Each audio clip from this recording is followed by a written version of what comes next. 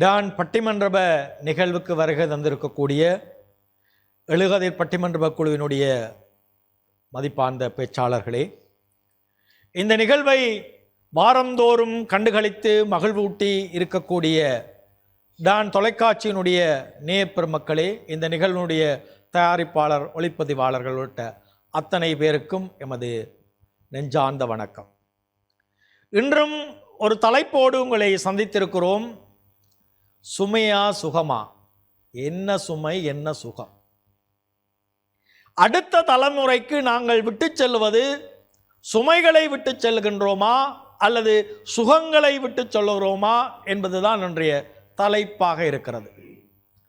தலைமுறை என்பது ஒரு 60 ஆண்டுகளுக்கு பின்னால் ஒரு தலைமுறை, 60 ஆண்டுகளை ஒரு தலைமுறை என்றும் சொல்லுவார்கள். அதுபோல 7 தலைமுறைகள் என்பதிலும் ஒரு கணக்கு இருக்கிறது. அடுத்த தலைமுறைகளுக்கு நாங்கள் இப்பொழுது வாழ்கின்றவர்கள் என்னத்தை விட்டு செல்கிறார்கள்? சுகங்களை விட்டு செல்கிறார்களா அல்லது சுமைகளை விட்டு செல்கிறார்களா? சுமை என்றால் என்ன என்ற ஒரு கேள்வியும் இருக்கிறது, சுகம் என்றால் என்ன என்ற ஒரு கேள்வியும் இருக்கிறது. பேச்சாளர்கள் அதை பற்றி சொல்லுவார்கள். அவருடைய பேச்சுக்கு கூடாகவே எது சுகம் எது சுமை என்று புரிந்து கொள்ளுவீர்கள். இன்றைக்கு பல்வேறு சுமைகளுக்கு மத்தியிலே நாங்கள் வாழுகின்றோம்.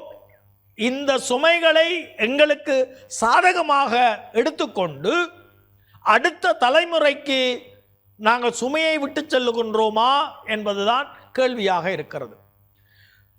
வளங்கள் என்பது அது எல்லோருக்கும் பொதுவானது. இந்த வளங்களிலே வரையறுக்கப்பட்ட வளமும் இருக்கிறது, வரையறுக்கு உட்படாத வளங்களும் இருக்கிறது. வரையறுக்கு உட்பட்ட வளங்களை நாங்களே எல்லாவற்றையும் முடித்துவிட்டால் அடுத்த தலைமுறைக்கு வேண்டாமா என்ற கேள்வி இருக்கிறது. அல்லது புதிய வளங்களை நாங்கள் அறிமுகப்படுத்தி அடுத்த சந்ததியிடம் அதை காட்ட போகின்றோமா என்ற ஒரு வினாவும் இருக்கிறது. இந்த அடிப்படையில் வாழ்வியல் கோலத்திலே அத்தனை அம்சங்களின் மனித குலத்தில் நாங்கள் இந்த புராதன காலத்திலிருந்து இந்த கால ஓட்டத்தில் நாங்கள் கையாளுகின்ற அத்தனை விடயங்களையும் அடுத்த தலைமுறைகளும் அந்த சுகங்களை அனுபவிப்பதற்கு நாங்கள் எவையெல்லாம் விட்டு செல்கின்றோம் என்று பேச்சாளர்கள் பேசுவார்கள். முதலில் அடுத்த தலைமுறைக்கு நாம் விட்டு செல்வது சுமையா சுகமா என்கின்ற போது, சுமை என்ற அணியினுடைய பேச்சாளர், மதிப்புக்குரிய அதிபர், மன்னார் அகத்திமுறிப்பு முஸ்லீம் கலவன் பாடசாலையினுடைய மதிப்பார்ந்த அதிபர் பேச்சாளர் தம்பிப்பிள்ளை சுதன் அவர்களை பேசுவதற்கு அழைத்து நிற்கின்றேன். வாருங்கள். தாயே தமிழே வணக்கம். தாய்பிள்ளை உறவம்மா உனக்கும் எனக்கும் என் தாய் தமிழை வணங்கி இந்த உலகுக்கு என்னை ஈந்த என் தாயையும் என் தந்தையையும் திருவடி பணிந்து மதிப்பார்ந்த இந்த மன்றனுடைய நடுவரவர்களே, பேச்சாளர் பெருமக்களே, எல்லாவற்றுக்கும் மேலாக டான் தொலைக்காட்சியினுடைய நேயர்களே, உங்கள் அனைவரையும் வணங்கி மகிழ்கிறேன். இன்றும் ஒரு சமூகம் பற்றிய சிந்தனையோடு நல்ல தலைப்போடு உங்களை சந்திப்பதிலே மட்டற்ற மகிழ்ச்சி. அடுத்த தலைமுறைக்கு நாம் விட்டு செல்வது சுகங்களா சுமைகளா? நடுவரவர்களே, நாங்கள் அடுத்த தலைமுறைக்கு என்ன சுகத்தை விட்டு செல்லப் போகிறோம் என்று எண்ணுகின்ற பொழுது ஒரு பாரதியினுடைய பாடல்தான் எனது நெஞ்சை தைக்கிறது. நெஞ்சு பொறுக்குதில்லை இந்த நிலைகட்ட மனிதரை நினைத்து விட்டால் என்று எண்ணத் தோன்றுகிறது. இந்த பூமியிலே வாழுகின்ற மனிதகுலம் ஒவ்வொன்றும் வருகின்ற சமூகம் வாழ வேண்டும் என்கின்ற ஒரு சிந்தனை சிறிதும் இல்லாது வாழ்கின்றதோ என்று எண்ணத் தோன்றுகின்றது. நடுவர்களே, இருக்கிற சட்டையில் உள்ள கறியெல்லாம் நாங்களே முடிச்சுடுவோம், முழுக்க வலிச்சு தாங்களே சாப்பிட்டு ஏப்பம் விடுகிற ஒரு கூட்டமாக இருக்கிறது. நடுவர்களே, அடுத்தவனுக்கு கறி வைக்கக்கூடாது, அடுத்தவனுக்கு கறி வைக்கக்கூடாது. அதுக்கு நண்டு கறி என்றா சொல்லி வேலை இல்லை, உங்களுக்கு பிடிச்ச கறி. அதே போல நடுவர்களே, இந்த பூமிக்கு, இந்த பூமாதாவிற்கு வாய் இருந்தால் கதறி அழுவாள், கண்ணீர் விடுவாள். இந்த பூகோளத்திலே நாங்கள் இந்த பொலித்தீன்களையும் பிளாஸ்டிக்கையும் பாவித்து இன்று இந்த பூமி குப்பை மேடாக மாறிக்கொண்டிருக்கிறது. இந்த குப்பை மேடாக இருக்கின்ற இந்த பூமியிலே வருங்கால சமூகம் எப்படி நடுவரவர்களே வாழப்போகிறது? வருங்கால சமூகம் எப்படி வாழப்போகிறது? இதைத்தான் நான் கேட்கிறேன், வருங்கால சமூகத்திற்கு நாங்கள் விட்டுச் செல்வது என்னவென்று. விவசாய நிலங்கள் எல்லாம் தரிசு நிலங்களாக மாறிவிட்டது நடுவர்களே, தரிசு நிலங்களாக மாறிவிட்டது.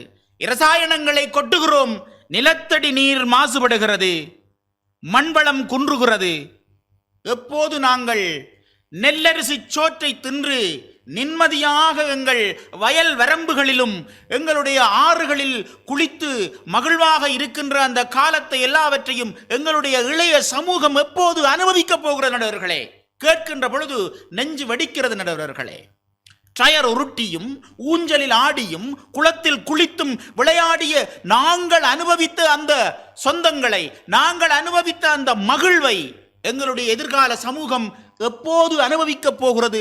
அதற்கு நாங்கள் என்ன விட்டு வைத்திருக்கிறோம் என்பதுதான் எங்களுடைய ஆணித்தரமான கேள்வியாக இருக்கிற நடுவர்களே. அது மட்டுமல்ல, இன்று போதை மாபியாக்களால் தாங்கள் பணம் ஈட்ட வேண்டும் என்கின்ற அந்த ஒரு அடிவரடித்தனத்திற்காக இளைய சமூகத்துக்குள்ளே போதை என்று சொல்லுகின்ற அந்த நஞ்சை விதைத்திருக்கிறார்கள். இந்த நஞ்சிலே இருந்து, இந்த கொடுமையிலே இருந்து எங்கள் இளம் சமூகம் எப்போது விடுதலை பெறப் போகிறது? அந்த விடுதலை பெற்றால் தான் அவர்கள் எதிர்காலத்திலே நன்றாக வாழ முடியும் அல்லவா? ஆகவேதான் நான் கேட்கிறேன், எங்களுடைய நாட்டிலே இந்த பூமியில் வாழுகின்ற ஒவ்வொரு ஜீவராசிகளும் நலமாக வாழ நாங்கள் என்ன செய்திருக்கிறோம்? நீங்கள் சொன்னது போல புதிய வளங்களை உற்பத்தி செய்திருக்கிறோமா? இல்லை நடுவர் அவர்களே. சாதாரணமாக விவசாயத்திற்கு பயன்படுத்தக்கூடிய பசளைகளை கூட எங்களால் இன்று தாராளமாக விவசாயிகளுக்கு வழங்க முடியாதொரு துர்ப்பாக்கியம் இருக்கின்ற பொழுது, எதிர்காலத்திலே இருக்கக்கூடிய எங்கள் இளம் சமூகத்திற்கு அல்லது அடுத்த சமூகத்திற்கு நாங்கள் எதை விடப்போகிறோம் என்ற ஐயம் எழுகிறது நண்பர்களே, ஐயம் எழுகிறது. பாருங்கள், நாங்கள் அழகாக தயிரும் சோறும் மோரும் உண்டு வாழ்ந்தோம். எதிர்காலத்திலே எங்கள் சமூகம் எப்படி வாழப் போகிறது? அரிசிக்கு கடையிலே சென்று அரிசி கூட வாங்குவதற்கு அவர்களுக்கு திராணியற்றவர்களாக வாழப்போகிறார்கள். ஏனென்றால் விவசாய நிலங்கள் நஞ்சூட்டப்படுகின்றன. அது மட்டுமல்ல, இந்த பூமி தாயினுடைய மார்பாக நாங்கள் மலை வளங்களை பார்க்கிறோம். அந்த மலையிலே இருந்து பாய்ந்து வருகின்ற அருவிகள், ஆறுகள் எல்லாம் அந்த பூமி தாயினுடைய பாலாக நாங்கள் பார்க்கிறோம். மழை வளம் குறைந்து விட்டதினர்களே, பூமி வெப்பத்தால் கொதிக்கிறது. பூமி வெப்பத்தால் கொதிக்கிறது, நாங்கள் என்று அனுபவித்துக் கொண்டிருக்கிறோம். இந்த பூகோள மயமாதல் என்று சொல்லுகின்ற இந்த விடயத்திலே இந்த பூமி வெப்பமாகி, பூமியிலே வெப்பம் அதிகரித்து, பூமியை சூழ உள்ள அந்த காபன் வலையினாலே பூமியிலே இருக்கக்கூடிய வெப்பம் அதிகரித்திருக்கிறது. இந்த வெப்பத்தை தணிப்பதற்கு என்ன ஏதுக்களை நாங்கள் செய்திருக்கிறோம் என்றால் எதுவும் செய்யவில்லை. அதனாலே பனிப்பாறைகள் உருகி நாடுகள் தண்ணிக்குள்ளே மூழ்கப் போகின்றன. இதை நாங்கள் சற்றும் சிந்திக்காதவர்களாக இருக்கிறோம். இப்படி இருக்கின்ற பட்சத்தில் தான் நான் கேட்கின்றேன், எதிர்கால சமூகத்திற்கு நாங்கள் விட்டு செல்வது என்னவென்பது பற்றி நாங்கள் ஆழமாக சிந்திக்க வேண்டும் நண்பர்களே. மாறுபட்ட உணவு பழக்கம், நன்றாக பாருங்கள், மாறுபட்ட உணவு பழக்கங்களினால் நாங்கள் தொற்றா நோய்களுக்கு அடிமையாகி கொண்டிருக்கிறோம். இந்த தொற்றா நோய்களின் அடிமையின் காரணமாக நாங்கள் மாத்திரையாக வாங்கி தின்று எல்லோரும் வீணாக வாழ வேண்டிய வயதுகளிலே இடையிலே போய் சேர வேண்டிய நிலைமை ஏற்படுகிற நண்பர்களே. இன்னும் ஒரு அநியாயமான ஒரு விடயம் நண்பர்களே, இயற்கையான பிரசவங்களை கூட நாங்கள் என்று சத்திர சிகிச்சைகளாக மாற்றியிருக்கிறோம். அது மட்டுமல்ல, மகப்பேற்றுக்கு கூட நாங்கள் சிகிச்சைக்கு செல்லுகின்ற ஒரு மனிதர்களாக மாறியிருக்கிறோம் என்றால் நடுவர்களே, எதிர்காலத்தில் என்ன நடக்கும் என்பதை நாங்கள் சிந்தித்து பார்க்க வேண்டும். ஆகவேதான் நான் சொல்லுகிறேன் நடுவர்களே, எங்கள் அடுத்த சமூகத்திற்கு அவர்கள் மகிழ்வாக வாழ்வதற்கு நாங்கள் எதையும் விட்டு செல்லவில்லை. அவர்கள் வருங்காலத்தில் சுமைகளையே சுமக்கப் போகிறார்கள். அதை நினைக்கின்ற பொழுது என் நெஞ்சு வெடிக்கிறது என்று சொல்லி வாய்ப்புக்கு நன்றி சொல்லி விடைபெறுகிறேன். நன்றி, வணக்கம்.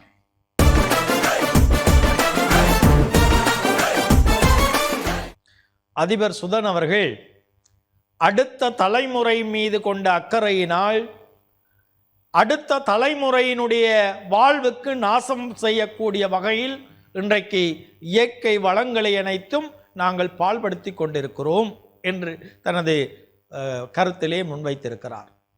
இன்றைக்கு காலநிலை மாற்றம் என்பது ஒரு சவால் நிறைந்ததாக மாறி இருக்கிறது. காலநிலை மாற்றம் என்பது இயற்கையானது அல்ல. இந்த காலநிலை மாற்றம் இயற்கைக்கு அப்பாலே செயற்கையால் மனிதனால் அவனுடைய அட்டூழியங்களினால் அது துரிதப்படுத்தப்பட்டிருக்கிறது. இயற்கையினால் காலநிலை மாற்றத்துக்கான வாய்ப்புகள் இருந்த போதிலும் அதிகமாக மனிதனுடைய செயற்பாடுகளினால் இன்றைக்கு காலநிலை மாற்றம் துரிதப்படுத்தப்படுகிறது. எங்கேயோ மழை பெய்கிறது, பாலைவனங்களில் எல்லாம் மழை, இங்கே மழை இல்லாமல் இருக்கிறது. இப்படி மாறுபட்ட நிலைமைகள் எல்லாம் காரணமாக இருக்கிறது. ஆகவே அடுத்த தலைமுறைக்கு சுமைகளை நாங்கள் சுமத்தி விடுகிறோம். சுகம் அல்ல, சுமை என்று சொன்னார்கள்.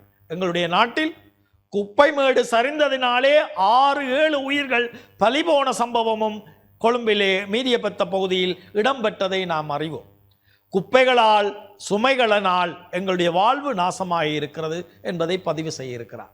இல்லை, அடுத்த தலைமுறைக்கு நாங்கள் சுமைகளை கொடுக்கவல்ல, சுகங்களையே கொடுத்திருக்கிறோம். இந்த சுகங்களை அவர்கள் அனுபவிப்பார்கள் என்று பேசுவதற்காக எங்களுடைய ஆசிரியர் பரமநாதன் விஜிந்தன் அவர்களை அன்போடு அழைத்து நிற்கின்றேன். வாருங்கள்.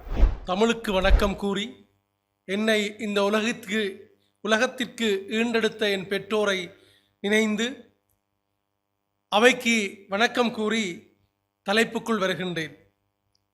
இன்றைய தினமும் நல்லதொரு தலைப்பினூடாக எங்களுடைய தலைமுறைக்கு நல்ல செய்திகளை சொல்லி எங்களுடைய அடுத்த தலைமுறைக்கு நாம் விட்டு செல்வது சுமைகளையா சுகங்களையா என்று பார்க்கின்ற பொழுது நாங்கள் சுகங்களை விட்டு செல்கிறோம் என்கின்ற அணி சார்பாக விவாதிக்க வந்திருக்கின்றேன். நடுவர் அவர்களே, சுகம் என்றால் என்ன என்று பார்க்கின்ற பொழுது நாங்கள் எங்களுடைய உடல் உழைப்பாலும் உளத்தாலும் மகிழ்வோடு இலகுவாக வாழுகின்ற நிலையைத்தான் நாங்கள் சுகங்கள் என்று சொல்லிக்கொள்ள முடியும். எங்களுடைய இந்த காலத்திலே நாங்கள் வெளிச்சத்தோடு இரவிலும் இருக்கின்றோம் என்றால் அது எங்களுடைய சார்ல்ஸ் டார்வின் அவர்களுடைய கண்டுபிடிப்பினாலே தான் இன்று நாங்கள் வெளிச்சத்துக்குள்ளே இருக்கிறோம். இது இன்றுடன் விட்டு செல்வதல்ல, அடுத்த தலைமுறைக்கும் கடத்தப்படுகின்றது. மாறாக முன்னைய காலத்தில் இருந்த சமூகம் இருளில் மூழ்கி தங்களுடைய வாழ்வையும் இருளாக்கி தங்களுடைய நேரங்களையும் வீணாக்கி கொண்டிருந்த அந்த காலம் போய் இன்று நாங்கள் ஒரு மின்சார யுகத்துக்குள்ளே வந்து ஒளியை பாய்ச்சுகின்ற ஒரு யுகத்துக்குள்ளே வந்திருக்கிறோம் என்றால் அது எங்களுடைய அடுத்த தலைமுறைக்கான ஒரு கண்டுபிடிப்பு. இந்த கண்டுபிடிப்பு மட்டுமல்ல, பல இலத்திரனியல் சாதனங்களை கண்டுபிடித்து ஒரு மனிதன் செய்கின்ற வேலைகளை கூட செய்யக்கூடிய ஒரு ரோபோ மனிதனை கூட உருவாக்கி இந்த வேலைகளை இலகுபடுத்தி இருக்கிறது என்று சொன்னால் அது இன்றும் அனுபவித்து அடுத்து வருகின்ற தலைமுறையும் சிறந்த அந்த தொழில்நுட்பத்தை அனுபவிக்க வேண்டும் என்கின்ற அந்த உயர்ந்த எண்ணம் விழுமியம் எங்களிடம் இருந்திருக்கிறது. அது மட்டுமல்ல, இன்று மனிதனாக பிறந்தவன் அந்த காலத்திலே ஒரு நோய் ஏற்பட்டால் அவன் உடனடியாக அல்லது நீண்ட நாளிலே இறந்து போகின்ற நிலைதான் ஏற்பட்டது. ஆனால் இன்று மருத்துவம் எங்கோ வளர்ந்திருக்கிறது. ஏன் அண்மையில் கூட கொரோனா நோயினாலே பல உயிர்கள், பல இலட்சக்கணக்கான உயிர்கள் நின்ற இடங்களில் எல்லாம் விழுந்து மரித்து போகின்ற நிலை இருந்த பொழுதும் சிறந்ததொரு அந்த நோய்க்கான மருந்தை கண்டுபிடித்து இந்த மனிதர்களை உயிர்ப்பித்த அல்லது மனிதர்களை காப்பாற்றிய நிலை மருத்துவத்தில் இருந்திருக்கிறது. அது அடுத்த தலைமுறைக்கும் விட்டு செல்லுகின்ற நிலைதான் இருக்கின்றது ஐயா. அது மட்டுமல்ல, இன்று மனிதன் இறந்தால் உயிர்ப்பிக்க மட்டுமே முடியாத ஒரு நிலையாக அல்லது உயிர்ப்பிக்காமல் இருக்கின்ற நிலைதான் இருக்கிறது. மற்றும்படி இவர்கள் சொன்னது போல தொட்டா நோய்களாக இருந்தால் என்ன, தொற்று நோய்களாக இருந்தால் என்ன, உடம்பிலே இருக்கின்ற சகல பாகங்களையும் மாற்றம் செய்து சிறந்த, அதாவது ஒரு உயிரை கொடுக்கின்ற ஒரு சிறந்த மருத்துவத்தை நாங்கள் இன்று கண்டுபிடித்திருக்கிறோம் அல்லது இன்று பயன்படுத்தி வருகின்றோம். அந்த மருத்துவம் அடுத்த தலைமுறைக்கும் கடத்தப்படுகின்றது என்பதனை இவர்கள் புரிந்து கொள்ள வேண்டும். அது மட்டுமல்ல, இன்று நாங்கள் பல ஆயிரக்கணக்கான அல்லது பல ஆண்டுகள் செய்யக்கூடிய வேலைகளை உதாரணமாக எடுத்துக்கொண்டோம் என்று சொன்னால், ஒரு கிணற்றை நாங்கள் அமைத்து கொள்ள வேண்டும் என்று சொன்னால் பல மனித வலுக்களை பயன்படுத்தி பல ஆண்டுகளாக அதனை உருவாக்க வேண்டும். ஆனால் இன்று நாங்கள் அந்த ஏசிபி என்கின்ற அந்த இயந்திரத்தை கொண்டு ஒரு சில மணி நேரத்துக்குள்ளே ஒரு கிணற்றை உருவாக்க முடியும் என்றால், அது இன்று இருக்கின்றவர்கள் சுகத்தை அனுபவிப்பதோடு அடுத்த தலைமுறைக்கும் அது கொண்டு செல்லப்படுகின்றது என்பதை இவர்கள் நன்கு புரிந்து கொள்ள வேண்டும் நடுவர் அவர்களே. அது மட்டுமல்லாமல் இன்று நாங்கள் எங்களுடைய உழைப்பை பயன்படுத்தி பெரிய பெரிய சொத்துக்களை எல்லாம் உருவாக்குகின்றோம். ஏனென்றால் நாங்களும் அனுபவித்து அடுத்த சந்ததியினரும் அதனை பயன்படுத்த வேண்டும் என்று ஒரு உயர்ந்த அல்லது ஒரு விசாலமான வசதிகள் படைத்த ஒரு கட்டிடத்தை நாங்கள் உருவாக்குகின்றோம் என்றால் அந்த கட்டிடம் இன்று நேற்றோடு நிறைவடைந்து போவதல்ல. ஒரு தலைமுறைக்கான 60 ஆண்டுகள் கடந்து 100 ஆண்டுகள் கடந்தும் அந்த சொத்துக்கள் இருக்கின்றது. அவற்றை அடுத்த தலைமுறையும் சிறந்த முறையிலே அனுபவிப்பதற்குரிய சிறந்த சொத்துக்களை நாங்கள் அடுத்த தலைமுறைக்கு விட்டு செல்கின்றோம்.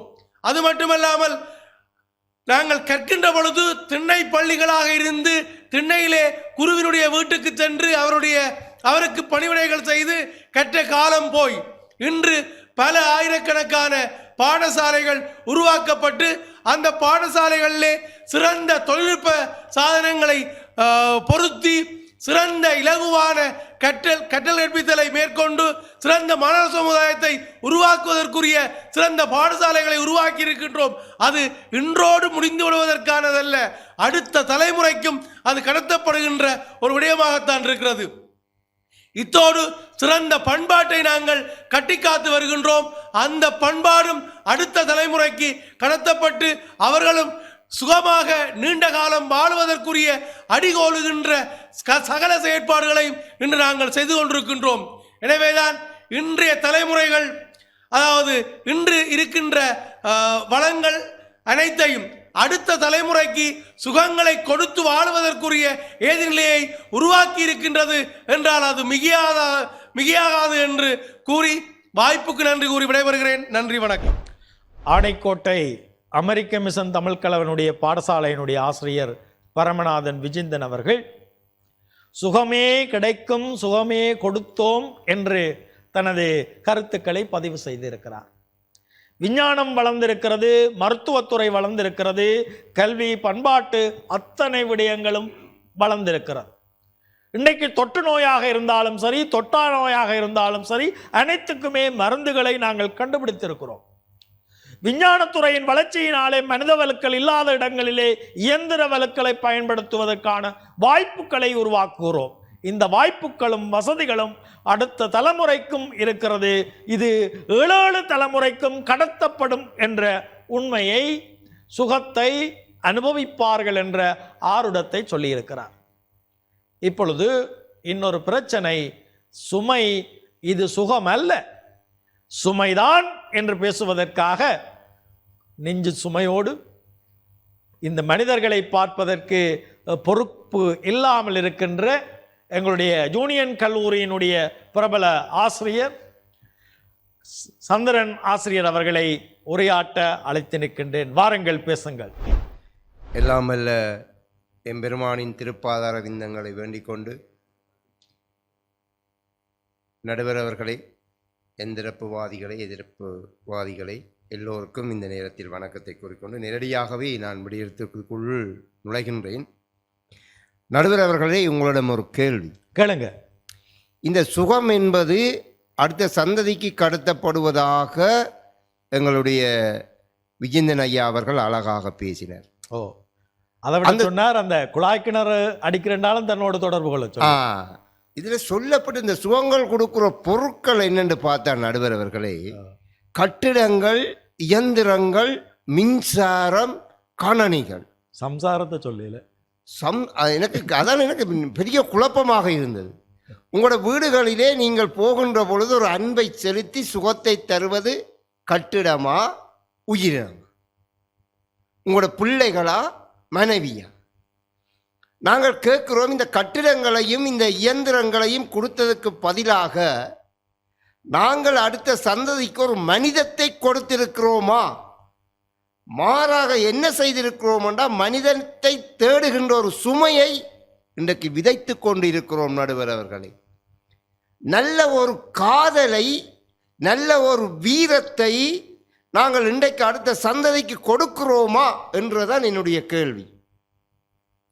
இன்றைக்கு எங்களுடைய வாழ்வியல்ல இருக்கின்ற எங்களுடைய பண்பாடுகள், கலாச்சாரங்கள், பழக்க வழக்கங்கள் என்பவற்றை நாங்கள் அடுத்த சந்ததிக்கு உரிமையோட வழங்குகின்றோமா?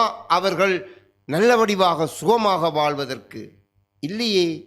நாங்கள் அதையெல்லாம் தேடுகின்ற, அதெல்லாம் என்னென்று கேட்கின்ற அளவுக்கு ஒரு பெரிய ஒரு பாரிய சுமையை ஏற்படுத்துறதுக்கு தயாராக இருக்கின்றோம். நடுவர் அவர்களை, எங்கள் முன்னோர்கள் விட்ட பிழைகளால் இன்று நாங்கள் பெரிய ஒரு சுமையை சுமந்து கொண்டிருக்கின்றோம். இன்றைக்கு எங்களுக்கு உரிய இருப்பிடத்தை நாங்கள் தேடிக்கொண்டிருக்கிறோம். நடுவர் அவர்களே, நாளைக்கு நான் ஆரண்டதை கேட்கின்ற ஒரு சுமையை அடுத்த சந்ததிக்கு கொடுக்க போகிறோம் என்றால் அதில் உண்மை இருக்கிறது. நடுவர் அவர்களே, அந்த சுமையை நாங்கள் கொடுக்கறதுக்கு இன்றைக்கு நாங்கள் எல்லோரும் சேர்ந்து இந்த காலத்தில் அந்த வளர்ப்பை வளர்த்து கொண்டிருக்கிறோம். நடுவர், மனவேதனையாக இருக்கின்றது. இன்றைய காலகட்டத்தில் பார்த்தோம்னா, சின்ன உதாரணம் சொல்கின்றேன், ஆனார் பெண்ணார் என்று தெரியுதில்லை. நடுவர் அவர்களே, முதலாவது அப்படியான ஒரு நிலைக்கு எங்களுடைய வாழ்க்கையை கொண்டு வந்துட்டோமே நாங்கள். இன்றைக்கு அம்மார் பிள்ளையார் என்று தெரியாத அளவுக்கு ஒரு ஒரு ஒரு ஒரு ஒரு மிலைச்சத்தனமான ஒரு வாழ்க்கையை வாழுகின்றோமே. அப்போ இந்த வாழ்க்கையைத்தானே நாங்கள் அடுத்த சந்ததிக்கு கொடுக்க போகிறோம். நடுவர்களே, பாதி ஒரு சுமைக்குள்ள கொண்டு அடுத்த சந்ததியை நாங்கள் தள்ளப்போகின்றோம் என்று நினைப்பதில் பெரும் கவலை அடைகின்றோம். உண்மையிலே எங்களுடைய மனிதத்துவத்தையும் ஒரு அன்புத்துவத்தையும் ஒரு இந்த நாட்டில் வாழுகின்ற, நான் ஒரு உரிமையோடு வாழுகின்ற, நான் தான் இந்த சமூகத்துக்குரிய பிரஜை என்பதையும் நாங்கள் வாழ தவறிவிட்டோம். அந்த விடயத்தை அடுத்த சந்ததிக்கும் வழங்கப் போகின்றோம். இது எங்களோட வாழ்க்கையில் எங்களுக்கு ஏற்பட்ட ஒரு அவமானமும், நாங்கள் கொண்டு போய் கொடுக்க போகிற அடுத்த சந்ததிக்கு கொடுக்க போகிற பெரிய தீங்கும் என்று நான் இந்த மன்றிலே நான் நினைக்கின்றேன். நடுவர் அவர்களே, என்னத்தை கொடுக்கின்றோம் நாங்கள்? என்னத்தை நாங்கள் இந்த காலத்திலே நாங்கள் செய்து கொண்டு இருக்கின்றோம் என்று கேள்வி கேட்டால், நாங்கள் செய்வது எல்லாம் ஒரு அற்பமான விஷயங்களை செய்து வாழ்ந்து கொண்டிருக்கிறோமே ஒழிய எங்களுடைய உணர்வுகள் பற்றியோ தேசியங்கள் பற்றியோ வளர்ந்து வருகின்ற எங்களோட பிள்ளைகளுக்கு சொல்லிக் கொடுக்கறதுக்கு கூட எங்களுக்கு டைம் இல்லாமல் ஓடிக்கொண்டு திரிகின்றோம். எங்களுடைய பாட்டன் பூட்டன் என்று சொல்லப்படுகின்ற முன்னோர்கள் செய்த தொழிலை கூட என் பிள்ளைக்கு கற்றுக் கொடுக்க தலை குனிந்து நிற்கிறோம். நடுவர் அவர்களை, இந்த காலத்தில் அடுத்த சந்ததிக்கு எப்படி என்னால் சொல்ல முடியும்? எப்படி நான் அவனுக்கு கடத்த முடியும்? எல்லாம் மிஷனரியில் வாழுகின்ற வாழ்க்கையில் எப்படி ஐயா ஒரு சுகத்தை அவன் அனுபவிக்க முடியும்? அவன் உண்மையான சுகத்தை தேடப் போகின்றானே, அந்த கவலை எங்களுக்கு இல்லையா?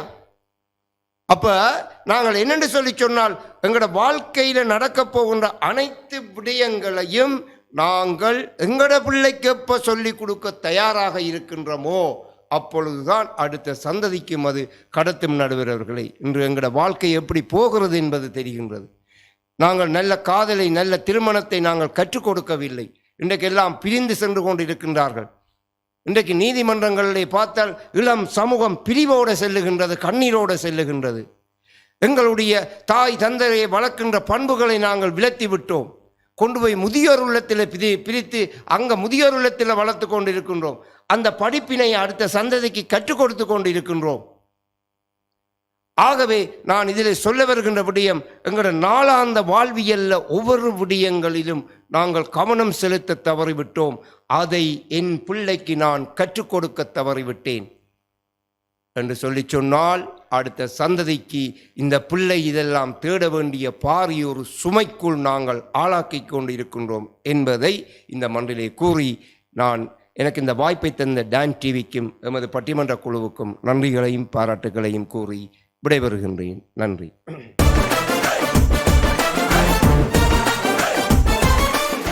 ஆசிரியர் கணேஷ் சந்திரன் அவர்கள் சுகம் என்ன, சுமை என்ன என்று அழகாக தெளிவுபடுத்தி இருக்கிறார். இந்த பூமி பந்திலே கட்டிடக்காடுகளாக நாங்கள் ஆக்கி இருக்கிறோம், இயந்திரங்களை எல்லாம் படைத்திருக்கிறோம், மனித நேயத்தை எங்கே தொலைத்தீர்கள் என்று கேட்கிறார். இந்த தொலைத்த மனித நேயத்தை எப்படி அடுத்த தலைமுறைக்கு நீங்கள் கடத்துவீர்கள் என்று கேட்கிறார். எங்களுடைய பண்பாட்டின் அகம் சார்ந்த பண்பாடாக இருக்கின்ற காதலையும் புறப்பண்பாடாக இருக்கின்ற வீரத்தையும் எப்படி அடுத்த தலைமைக்கு கொடுத்திருக்கிறீர்கள்? காதல் எல்லாம் காசுக்குள்ளும் மரியாதைக்குள்ளும் வேறொன்றுக்குள்ளும் அடக்கிவிட்டு அன்பையும் வீரத்தையும் விலைபேசி விட்டுவிட்டு அடுத்த தலைமுறைக்கு என்னத்தை கொடுக்க இருக்கிறீர்கள் என்று ஒரு நியாயமான கேள்வியை இந்த மன்றிலே பதிவு செய்திருக்கிறார். இப்போ அதிபர் சந்திரன் எங்களுடைய சதீஷ் சார் அவர்களுக்கு இந்த கேள்விகளுக்கெல்லாம் பதிலளிக்க வேண்டிய பொறுப்பும் இருக்கிறது. ஆகவே நாங்கள் அடுத்த தலைமுறைக்கு சுமையை விட சுகத்தை தான் நாங்கள் வழங்கி இருக்கிறோம் என்று பேசுவதற்காக அதிபர் சதீஷ் அவர்களை அன்போடு அழைத்து நிற்கின்றேன். வாருங்கள் பேசுவதற்கு. சங்கம் வளர்த்த தமிழ், தமிழ் புலவன் காத்த தமிழ், எங்கும் நிறைந்த தமிழ் வாழ்க வாழ்கவே என்று சொல்லி, நடுவர் அவர்களே, நாங்கள் எங்களுடைய எதிர்கால சந்ததியினருக்கு முதலாவதாக நல்ல உறவுகளை அறிமுகப்படுத்தி இருக்கிறோம். எப்படி என்று சொன்னால், இவர் தாத்தா பாட்டி மாமா மாமி சித்தப்பா சித்தி என்ற உறவுகளை அறிமுகப்படுத்தி எதிர்காலத்திலே இவன் உனது மாமாவினுடைய மகன், இவள் உனது அத்தையினுடைய மகள், இவனுடைய சித்தப்பாவினுடைய மகள் என்று நல்ல உறவுகளை சொல்லிக் கொடுத்திருக்கிறோம். ஆகவே அவர்கள் எதிர்காலத்திலும் அவ்வாறான ஒரு உறவு முறையை பேணுவார்கள் என்றதில் எந்த ஐயமும் இல்லை. அதே போல ஒரு தாய் தந்தை ஒரு குடும்பமாக இணைந்து கஷ்டப்பட்டு தங்கள் பிள்ளைகளுக்கு, எங்களுடைய பிள்ளைகளுக்கு கல்வியிலே உயர்வடைய வாய்ப்புகளை கொடுத்திருக்கிறோம். இன்றெல்லாம் ஆங்கில பாடசாலைகள் ஆங்கில மொழி மூலம் கற்பித்துக் கொண்டிருக்கிறோம். அதே போல நல்ல அறிவு பரம்பலை விதைத்திருக்கிறோம். அவர்கள் எதிர்காலத்திலே எவ்வாறெல்லாம் வாழ வேண்டுமோ அத்தனை விடயங்களையுமே நாங்கள் அறிவார்ந்த செயல்களாக சிந்தித்து வழங்கியிருக்கிறோம். அதே போல இன்று பாருங்கள், எங்களுடைய தமிழ் ஆரம்ப கால நூல்களை எடுத்துக்கொண்டால் 8 தொகை 10 பாட்டு கலித்தொகை குறுந்தொகை என்று எங்களுடைய புராதன தமிழ் நூல்களை எடுத்துக்கொண்டால் அனைத்தையும் நாங்கள் இணைய வழியிலே இணைத்திருக்கிறோம். இலத்திரனியல் நூலகங்கள் ஊடாக இணையத்திலே ஏற்றியிருக்கிறோம். அடுத்து வரும் சந்தையினர்கள் எங்களுடைய தமிழினுடைய சுவையை அறிந்து கொள்வார்கள், தமிழ் நூலினுடைய சுவைகளை அறிந்து கொள்வார்கள். அதே போல அண்மையிலே மன்னாரிலே இந்த நுங்கு திருவிழாவை செய்திருந்தார்கள். எங்களுடைய பாட்டனோடு சேர்ந்து வாழ்ந்த இந்த பனைமரத்தினுடைய சிறப்புகளை இந்த உலகத்திற்கு சொல்ல வேண்டும் என்பதற்காக நுங்கு திருவிழாவை ஏற்பாடு செய்திருக்கிறார்கள். அந்த பிரதேசத்தில் இருக்கின்ற சிறுவர்கள் பெரியவர்கள் எல்லோரும் சென்று அந்த நுங்கு எதிலிருந்து பெறப்படுகின்றது, பனை சார்ந்த உற்பத்தி பொருட்களின் பயன்பாடுகளை பற்றியெல்லாம் சிறப்பாக அறிந்திருக்கிறார்கள். ஆகவே நாங்கள் எதிர்கால சந்ததியினருக்கு எங்களுடைய பண்பாட்டினுடைய சில விழுமியங்களை சொல்லி இருக்கிறோம். அதே போல் அண்மையிலே உங்களுக்கு தெரியும், இந்த ஜல்லிக்கட்டை தடை செய்த போது ஒட்டுமொத்த தமிழர்கள் எல்லாம் சேர்ந்து அந்த மாட்டிற்கான ஒரு அங்கீகாரத்தை நாங்கள் எங்களோடு வாழ்ந்து எங்கள் வயலோடு வாழ்ந்த அந்த மாட்டினுடைய அங்கீகாரத்தை பெற்றிருக்கிறோம். ஆகவே எதிர்காலத்திலே எங்கள் பிள்ளைகளுக்கு இந்த ஜல்லிக்கட்டு என்பது மறந்து போகாத ஒன்றாக அமையும். அதே போல பாருங்கள், இன்று புலம்பெயர்ந்த நாடுகளிலே எங்களுடைய தமிழர்கள் தமிழ் சங்கங்களை அமைத்திருக்கிறார்கள், தமிழ் பாடசாலைகளை நிறுவியிருக்கிறார்கள், தமிழ் கழகங்களை அமைத்திருக்கிறார்கள். இன்று தமிழ் பேசக்கூடிய எங்கள் அடுத்த தலைமுறையை உருவாக்கி இருக்கிறோம். நாகரிக மோகமலையிலே மூழ்கி நனைந்திருந்தாலும் எங்கள் பிள்ளைகள் தமிழிலே தங்களுக்குள் உறவாடுகின்ற ஒரு நல்ல தன்னம்பிக்கையை கொடுத்திருக்கின்றோம் என்றால் நாங்கள் சுகங்களைத்தான் எங்கள் பிள்ளைகளுக்கு விதைத்திருக்கிறோம்.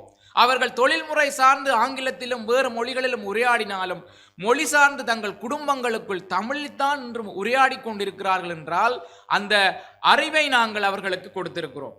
பாரிஸின் பாதைகளிலும் ஆப்பிரிக்க காடுகளிலும் பாய்ந்தோடும் கண்ணீரிலும் தமிழ் வாசம் வீசுகிறதாக சொல்கிறார்கள். அவர்கள் அங்கே தமிழ் சங்கங்களை அமைத்து இந்த போட்டி நிகழ்வுகளை எல்லாம் ஏற்பாடு செய்கிறார்கள். அடுத்து வருகின்ற சந்ததிக்காக பேச்சு போட்டி, கட்டுரை போட்டி, விவாதம், தமிழறிவு வினாவிடை என்று அனைத்தையுமே ஒரு பொக்கிஷமாக கொடுத்திருக்கிறார்கள். அங்கே வெற்றி பெற்ற மாணவர்களுக்கான பரிசுகளை வழங்கி அவர்களுடைய சிறப்புகளை இணையத்திலே பதிவேற்றி இருக்கிறார்கள். இது எத்தனை தலைமுறை கடந்தாலும் நாங்கள் எடுத்து பார்க்கக்கூடிய வகையிலே தான் எங்களுடைய ஏற்பாடுகளை செய்திருக்கிறோம்.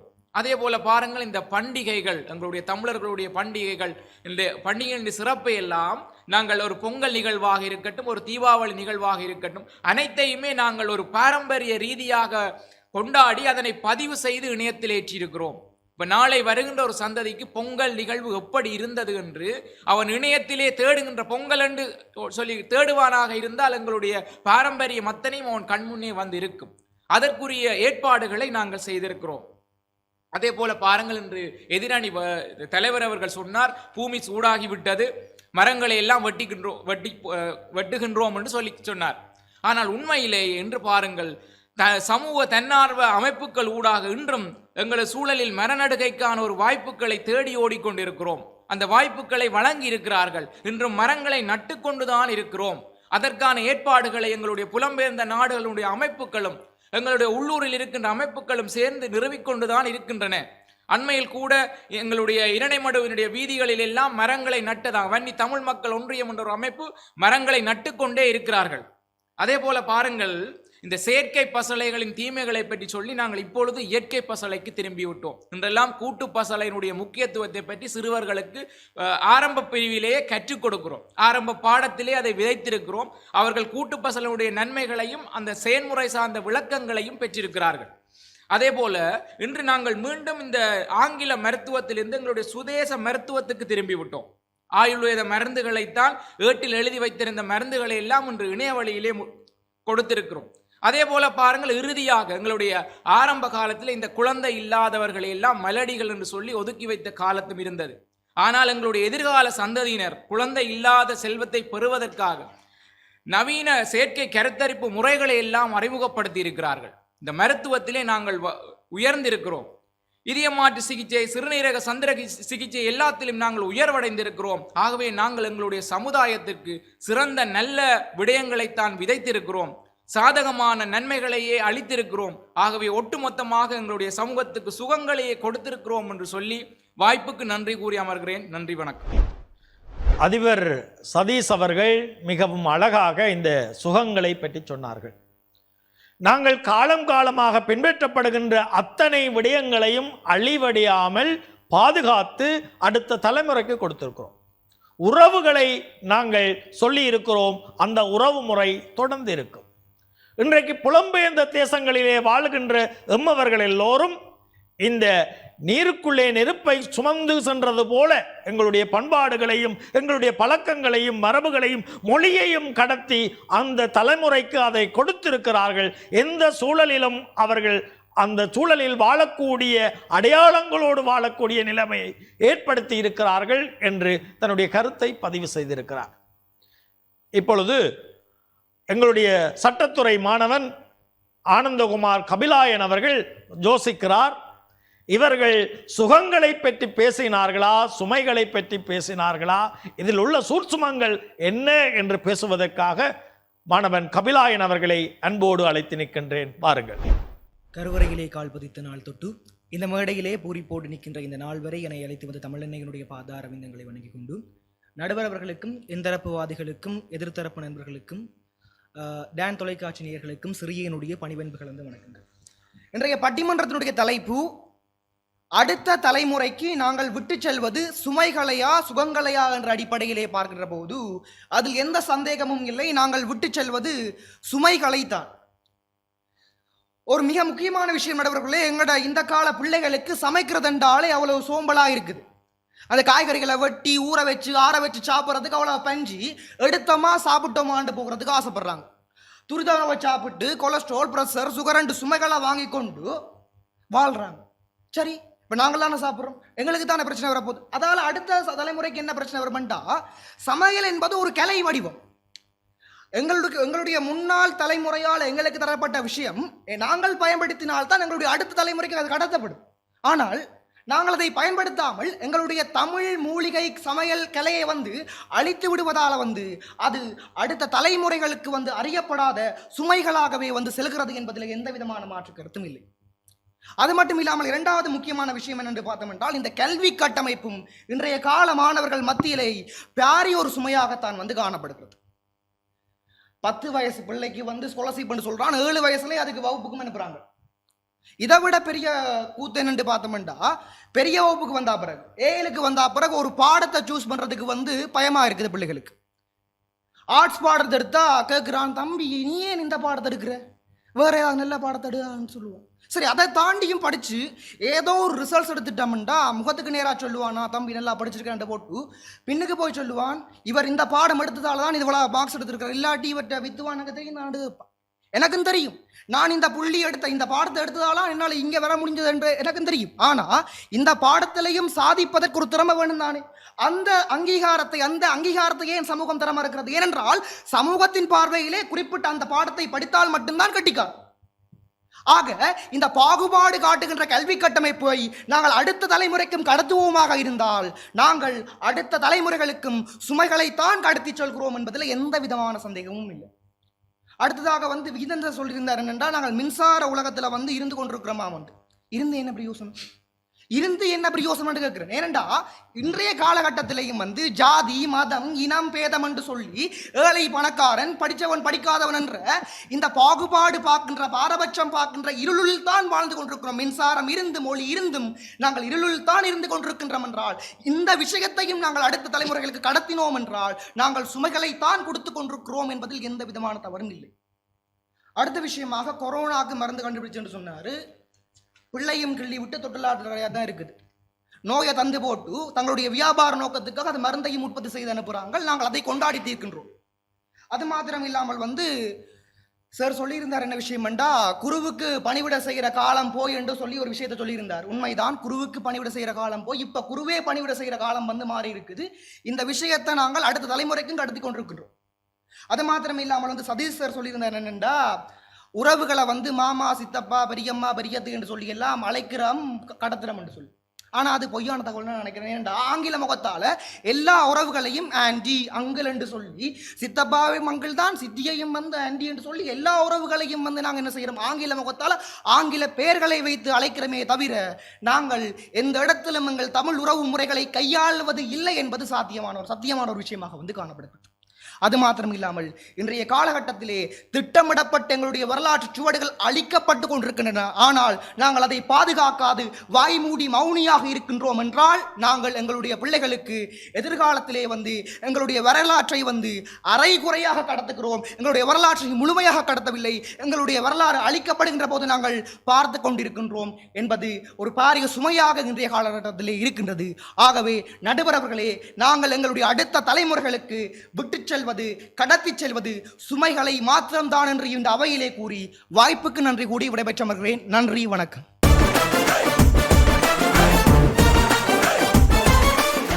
எங்களுடைய சட்டத்துறை மாணவன் ஆனந்தகுமார் கபிலாயன் அவர்கள் சிறப்பாக இந்த சுமைகளை பட்டியல்படுத்தி இருக்கிறார். கல்வியை நாங்கள் சுமையாக கொடுத்திருக்கிறோம்.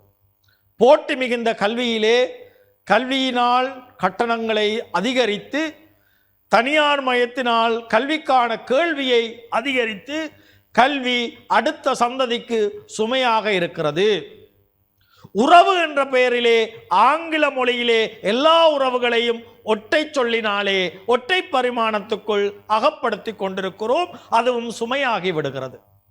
எங்களுடைய அடையாளங்களை எல்லாம் தொலைத்து மௌனமாக இருந்துவிட்டு அடுத்த சந்ததிக்கு அடையாளங்களை அரைகுறையாகத்தான் நாங்கள் கொடுக்க இருக்கிறோம் என்பதை இங்கே கபிலாயன் அவர்கள் பதிவு செய்திருக்கிறார். இப்பொழுது எங்களுடைய ஆசிரியர் ரோஹன்ராஜ் அவர்களுக்கு ஒரு யோசனை, இந்த இடத்தில் எதை நான் பதிவு செய்வதென்று. ஆனால் எங்களுடைய அடுத்த தலைமுறைக்கு நாங்கள் சுமைகளை கொடுக்கவில்லை, சுகங்களையே கொடுக்கிறோம் என்று பேசுவதற்காக சோமு ரோஹன்ராஜ் அவர்களை அன்போடு அழைத்து நிற்கின்றேன். வாருங்கள், உங்களுடைய வாதங்களை பின்னிக் கொள்ளுங்கள். டான் டிவி நேயர்களுக்கு இந்நேர வணக்கத்தை தெரிவித்துக் கொண்டு, பட்டிமன்ற நடுவர் அவர்களே, ஏனதனி சார் நண்பர்களே, எதிரணி சார் நண்பர்களே, உங்கள் யாவருக்கும் வணக்கம். நடுவர் அவர்களே, இந்த எதிரணியில் இருக்கிறவர்களிடம் கற்பனையில சாப்பிடுங்கோண்டு விட்டா எப்படி சாப்பிடுவார்கள் தெரியுமா நடுவர்களே? உரைக்குது. நாங்கள் சாப்பிட விட்டால் எப்படி சாப்பிடுவோம் என்றால் ருசிச்சு ரசிச்சு சாப்பிடுவோம். இவர்கள் உரைப்புகளை எடுத்து வெளியிலே போட்டுட்டு போயிருக்கிறார்கள் நடுவர்களே. அதிலே இருக்கிற சுவைகளை சொல்ல மறுத்து விட்டார்கள்.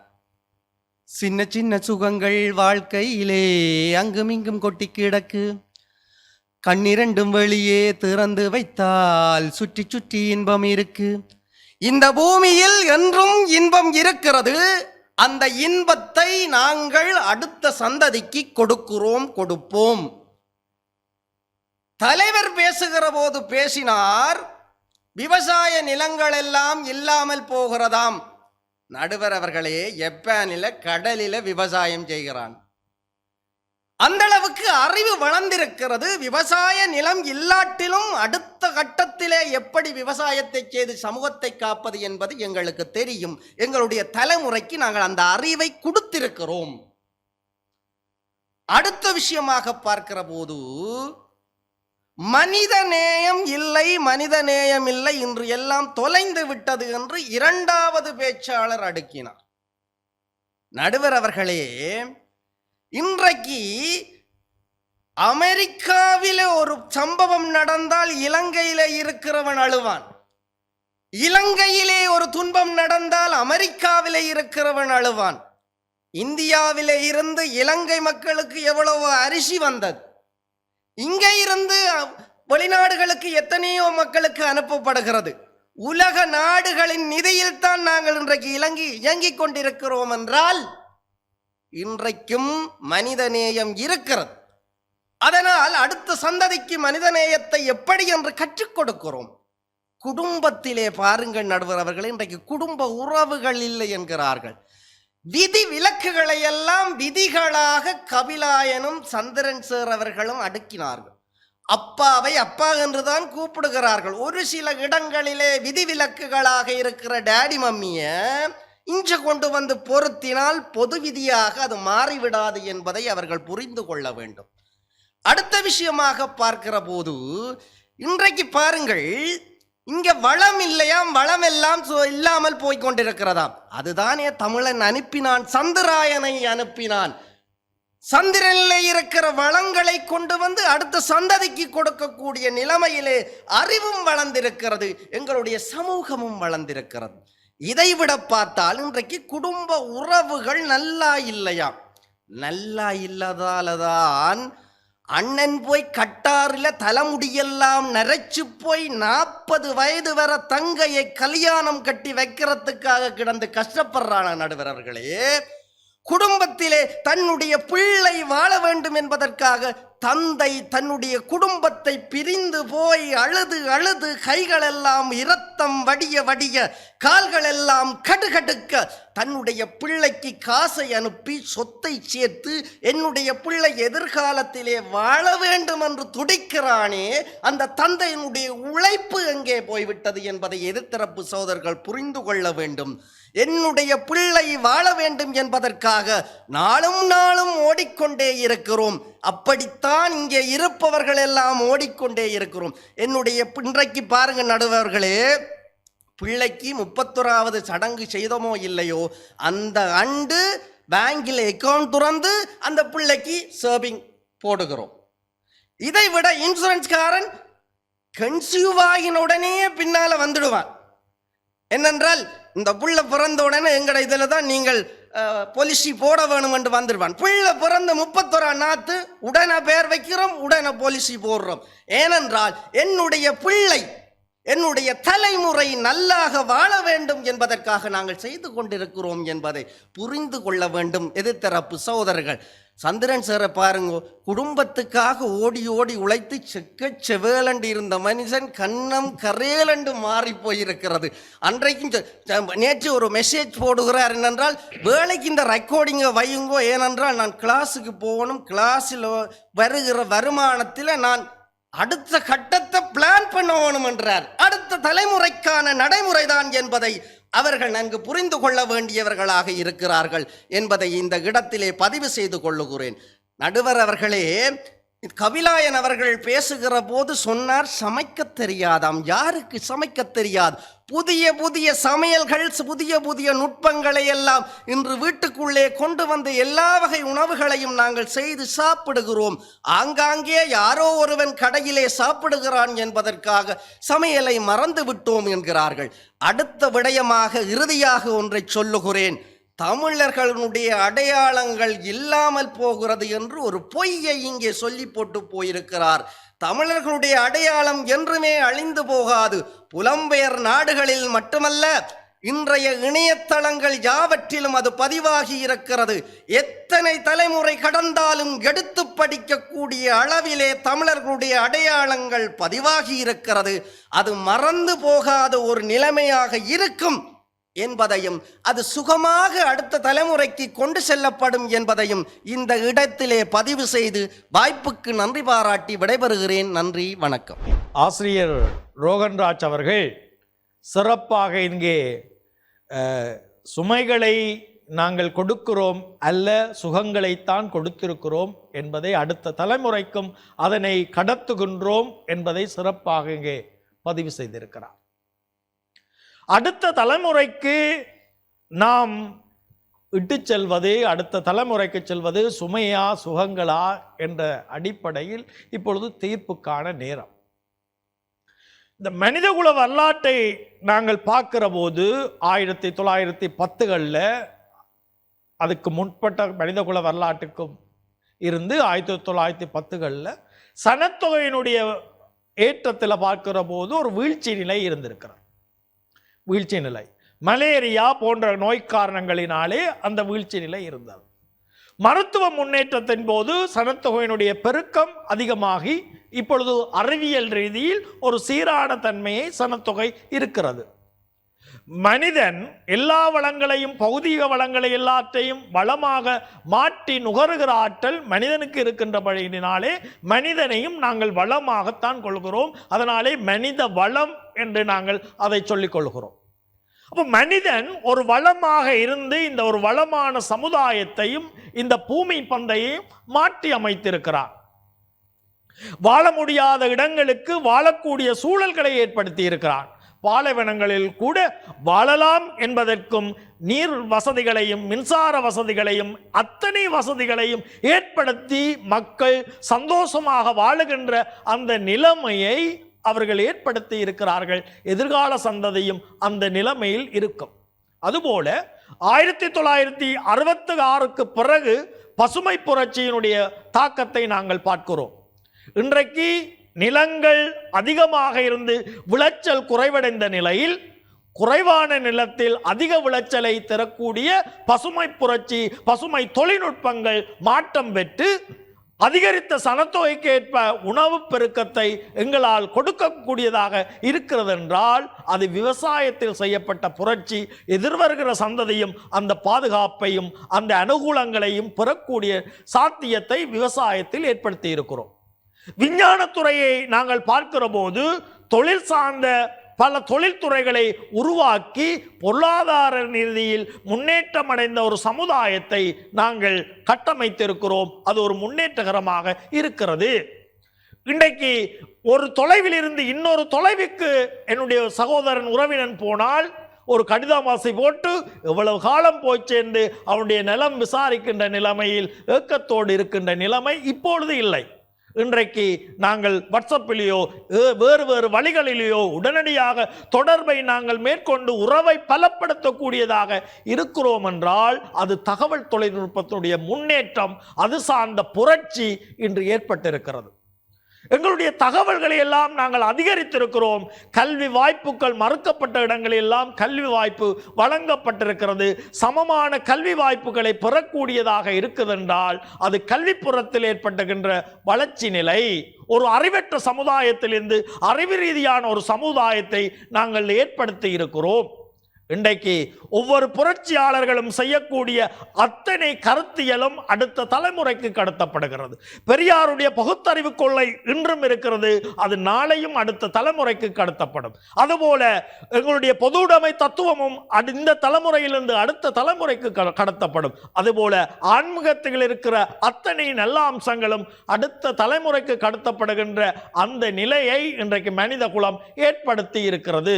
மனித சமுதாயம் ஒரு இடத்தில் பற்றாக்குறை இருக்கிற போது இன்னொரு இடத்திலே இருந்து அந்த பற்றாக்குறையை நாங்கள் நீக்கி இருக்கிறோம். போக்குவரத்து துறை வளர்ச்சி அடைந்திருக்கிறது, மருத்துவம் வளர்ச்சி அடைந்திருக்கிறது. இத்தனை அம்சங்களும் எதிர்கால சந்ததிக்கு சுகத்தை தான் நாங்கள் ஏற்படுத்தி இருக்கிறோம். அடுத்த தலைமுறை சுகத்தோடு இருப்பார்கள். அப்போ சுமையை எங்கே நாங்கள் ஏற்படுத்தி இருக்கிறோம் என்ற நிலையும் இருக்கிறது.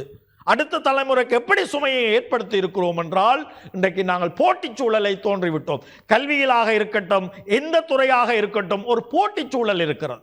கூட்டுறவான வாழ்க்கையை உடைத்து இருக்கிறோம். தனி மனித தீவுகளாக ஒவ்வொருவரையும் உருவாக்கி இருக்கிறோம். அவனை முந்துவதா நான் முந்துவதா என்று சொல்லி நாங்கள் போட்டி சூழலிலே பணத்தை சேகரிக்கின்ற நிலைமையில் நாங்கள் எங்களுடைய உறவுகளை தொலைத்திருக்கிறோம். அடுத்த சந்ததிக்கும் பணத்தை தான் பிரதானமாக கருதுகிற நிலைமையை நாங்கள் ஏற்படுத்தி விடுகிறோம். அதே போல அறிவுடையோன் பிழை செய்தால் அவன் ஐயோ என்று போவான் என்று பாரதியினுடைய வாக்கிலே அறிவுடையவர்கள் இன்று பிழை செய்பவராக இருக்கிறார்கள். அறிவியல் யுத்தம் ஒன்று நடக்கிறது. இன்றைக்கு உயிரியல் யுத்தத்தின் மூலம் நேரடியாக எதிரியை காண முடியாது. உயிரியல் யுத்தத்தின் மூலம் அழிக்கிற நிலைமையை பார்க்கிறோம். இன்றைக்கு காசா அழுது கொண்டிருக்கிறது. இன்றைக்கு காசாவில் பச்சிளம் பிள்ளைகள் மடிந்து கொண்டிருக்கிறார்கள். இந்த உலகம் கண்மூடி பார்த்து கொண்டிருக்கிறது. ஏன்? அந்த அதிகார போட்டி, இந்த நாடா பெரிது என்ற நீதியில் அதிகாரங்களுக்கு இடையிலான போட்டியும் ஆயுதங்களுக்குடையான விற்பனை கூடமாக காசா மாறி இருக்கிறது. அது ஒரு மனித குலத்துக்கு செய்கின்ற ஒரு அவலத்தை நாங்கள் சொல்கிறோம். பிஞ்சாக பூவாக வருகின்ற இந்த மண்ணுக்கு வருகின்ற ஒவ்வொரு உயிரையும் நாங்கள் அழிக்கிறோமே. இது நாங்கள் சுகத்தையாக கொடுக்கிறோம். அடுத்த தலைமுறைக்கு சுகத்தை விட சுமையைத்தான் நாங்கள் அதிகமாக கொடுக்கிறோம். அதே போல இன்றைக்கு அதிகார போட்டிகள் நாடுகளுக்கு இடையில் இடம்பெறுகின்ற போது வர்த்தக போட்டியிலே எலான் மஸ்க் போன்ற பெரும் முதலைகள் எல்லாம் இன்றைக்கு எங்களுடைய மூளையிலே சிப்ஸ் வைக்கிற அளவுக்கு மாறி இருக்கிறது. எங்களுடைய இயல்பான வாழ்விலிருந்து ஒரு யந்திரமான வாழ்வுக்கு மனிதனை கொண்டு போய் சேர்க்கிறார்கள். இன்று உலகத்தில் இருக்கிற அத்தனை வளங்களையும் சுருட்டி விட்டது போதாமல் சந்திரனுக்கும் சென்று வளங்களை கொள்ளையடிக்கிற நிலைமையை நாங்கள் ஏற்படுத்தி இருக்கிறோம். ஆகவே ஒரு அதிகாரத்தில் இருக்கிறவர்களும் பணம் படைத்தவர்களும் தான் வாழலாம், அவர்களுடைய சந்ததிகளும் தான் சொகுசாக இருக்கலாம் என்ற நிலைமையை உருவாக்கிவிட்டு ஏனைய சாதாரண மக்கள் மீண்டும் மீண்டும் அவலத்தில் இருக்கக்கூடிய நிலைமையை நாங்கள் ஏற்படுத்தி இருக்கிறோம். அதிகாரத்தின் பேரால், பணத்தின் பேரால் இதுகளை செய்திருக்கிறோம். ஆகவே அடுத்த தலைமுறை நலமோடு வாழ வேண்டும் என்றால் இந்த தலைமுறையில் இருக்கிறவர்கள் நாங்கள் சுகத்தை அதிகமாக கொடுத்திருக்கிறோமா, சுமையை அதிகமாக கொடுக்கிறோமா என்று பார்க்கிற போது நாம் அடுத்த தலைமுறைக்கு சுமையை விட சுகத்தைத்தான் கொடுத்திருக்கிறோம். அடுத்த தலைமுறையும் தன்னுடைய விடுதலைக்காக போராட வேண்டிய அறிவை கொடுத்திருக்கிறோம். உன்னுடைய வளங்கள் வீணடிக்கிற போது வளங்களை பாதுகாக்கக்கூடிய அறிவை உங்களுக்கு தந்திருக்கிறோம். அடுத்த தலைமுறை சுமையை விட சுகத்தை பெற்றிருக்கிறது. அந்த சுகத்தின் மூலம் வாழும் என்ற நம்பிக்கையோடு இந்த பட்டிமன்றத்தை நிறைவு செய்கின்றோம். இந்த பட்டிமன்றத்தை கேட்ட அத்தனை நேயர்களுக்கு நன்றி பாராட்டி நிறைவு செய்கின்றோம். நன்றி, வணக்கம்.